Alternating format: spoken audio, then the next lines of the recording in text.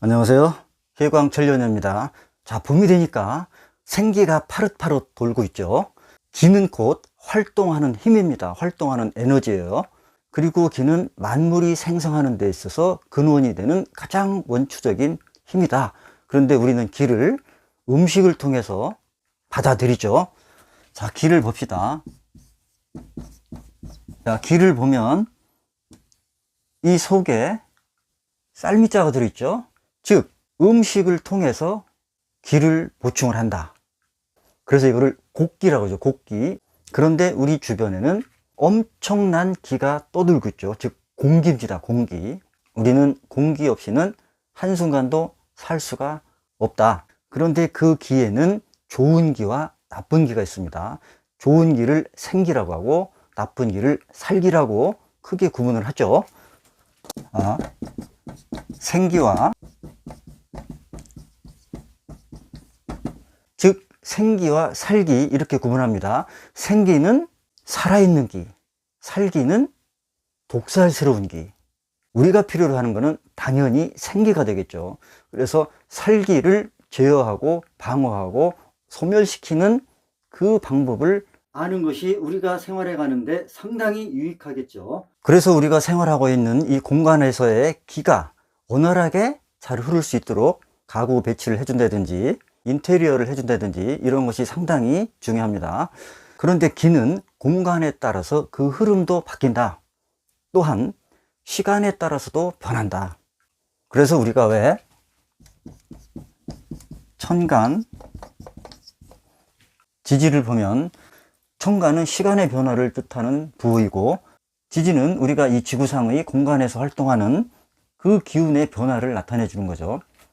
그래서 시간과 공간에 따라서 변화하는 에너지를 잘 파악해서 거기에 맞게 조정해 주는 것이 중요하다. 자, 기에는 유익한 기와 해로운 기가 있다고 그랬죠. 유익한 기는 우리한테 생기를 불어넣어 주는 기죠. 그런데 해로운 기는 우리를 병들게 하고 지치게 하고 무기력하게 하고 운을 방해하고 사기라고 하죠. 사기.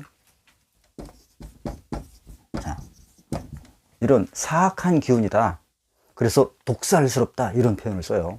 그런데 그 유익한 기, 즉 생기는 어떤 조건에서 흐르냐. 자, 밝고 깔끔하고 부드럽고 느긋하고 이런 환경에서 흐르고, 해로운 기는 화살처럼 곧고 빠르고 급하고 지저분하고 또 모서리지고 귀퉁이지고 이런 곳에는 해로운 기가 정체되어 있다. 그러면 그 정체된 기가 질병을 유발할 수도 있고 나쁜 풍수운을 가져다 준다. 그래서 항상 인테리어나 가구 배치 이런 것들은 질서정연하고 깔끔하고 부드럽게 배치되는 것이 중요하다. 영국의 유명한 저술가인 사무엘 스마일스라는 사람이 뭐라 그랬냐면, 자, 무질서한 사람은 부자 되기가 힘들고 질서정연한 사람은 가난해질 일이 없다 그랬어요. 그래서 항상 주변 환경을 깔끔하게 유지하고 정리정돈을 잘하고 질서 있게 뭔가를 배치해 놓으면 우리에게 유익한 기가 흘러 들어온다. 그렇기 때문에 쓸모없는 물건들은 다 버려라.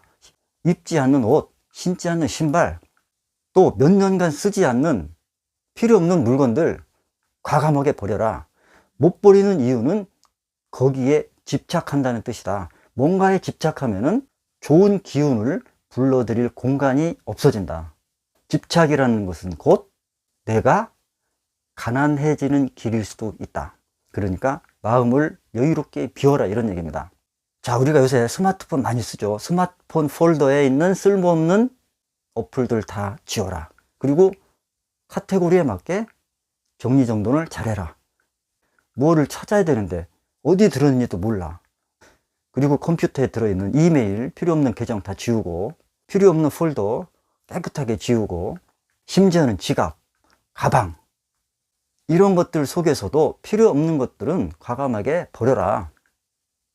깔끔하게 필요한 것만 가지고 다녀라. 그래야 좋은 기운이 들어온다 이겁니다. 자, 이런 실내 공간이 있다고 합시다. 하나는 문이 여기 있고 하나는 여기 있어요. 자, 그러면 문을 열면 기가 이렇게 들어와서 꾸불꾸불 이렇게 나가겠죠.